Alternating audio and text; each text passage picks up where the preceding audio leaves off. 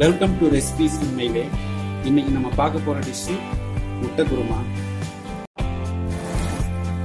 இதுக்கு தேவையான பொருள் என்னன்னு பார்க்கலாம், எப்படி செய்யறதுன்னு பார்க்கலாம்.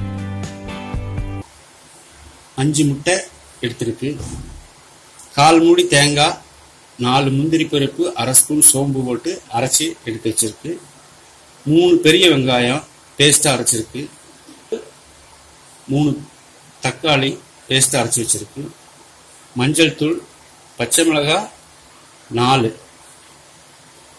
இஞ்சி பூண்டு பேஸ்ட் 2 ஸ்பூன், ஆயில் தேவையான அளவு, கடுகு, உப்பு, கொத்தமல்லி தழை, கருவேப்பிலை, விரிஞ்சி இலை 2 கிராம்பு, ஒரு பட்டை, ஒரு ஏலக்காய், கரம் மசாலா பவுடர் 1 ஸ்பூன். இப்ப நம்ம செய்ய ஆரம்பிச்சிடலாம். நம்ம வேக வச்ச முட்டைய இந்த மாதிரி கத்தியில கட் பண்ணி வச்சுக்கலாம். பான்ல 4 ஸ்பூன் ஆயில் ஊற்றிக்கலாம்.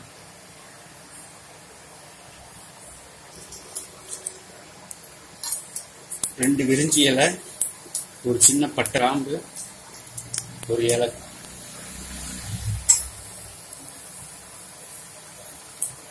கடுகு போட்டுக்கலாம்.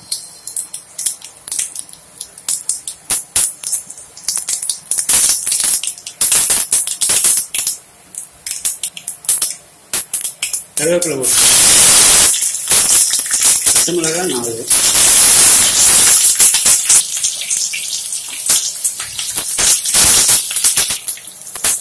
மூணு பெரிய வெங்காயம் பேஸ்ட் அரைச்சிருக்கு, அதை போட்டுக்கலாம்.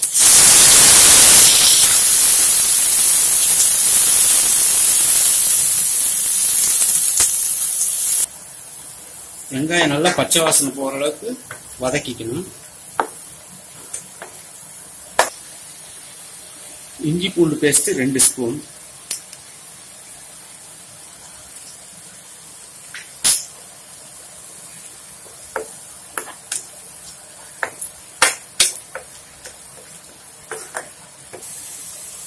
இஞ்சி பூண்டு பச்சை வாசனை போயிடுச்சு. இப்போ அரைச்சி வச்ச தக்காளியை ஊற்றிக்கலாம்.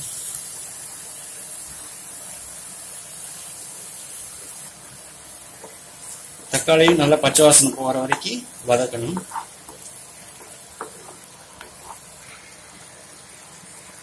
மஞ்சள் தூள் 1 ஸ்பூன் போட்டுக்கலாம்.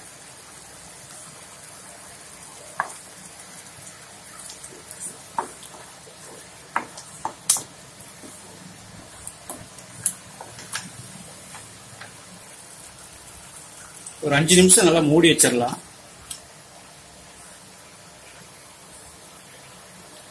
5 நிமிஷம் ஆச்சு.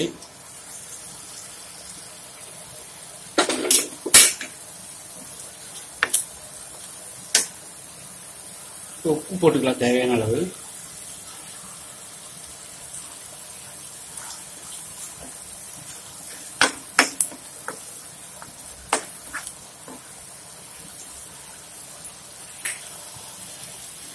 கரம் மசாலா 1 ஸ்பூன் போட்டுக்கலாம்.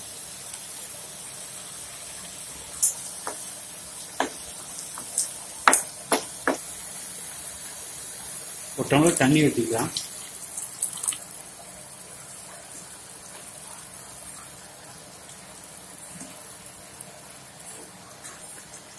வேக வச்ச முட்டை உள்ள சேர்த்திக்கலாம்.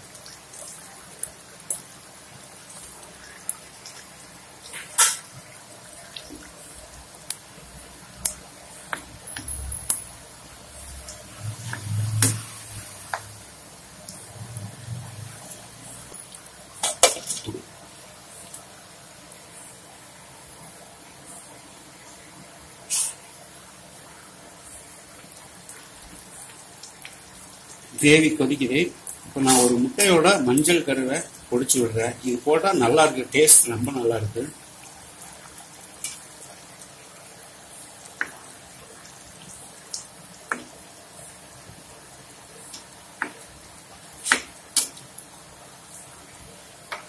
ஒரு 5 நிமிஷம் மூடி வச்சிடலாம்.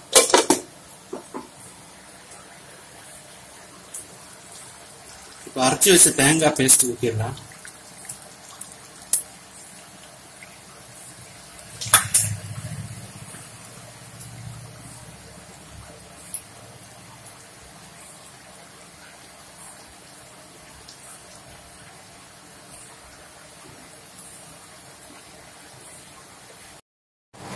கிரேவி நல்லா கொதிக்கிற வரைக்கும் விட்டுடலாம்.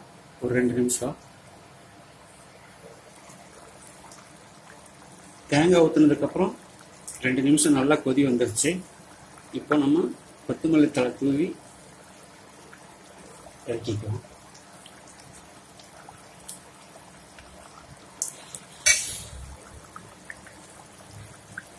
இப்போ குருமா ரெடி ஆயிடுச்சு.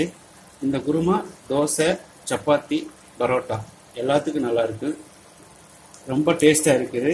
இதே மாதிரி நீங்களும் செஞ்சு பாருங்க. செஞ்சு பார்த்துட்டு கமெண்ட் பண்ணுங்க. வீடியோ பிடிச்சிருந்தா லைக் பண்ணுங்க, சப்ஸ்கிரைப் பண்ணுங்க.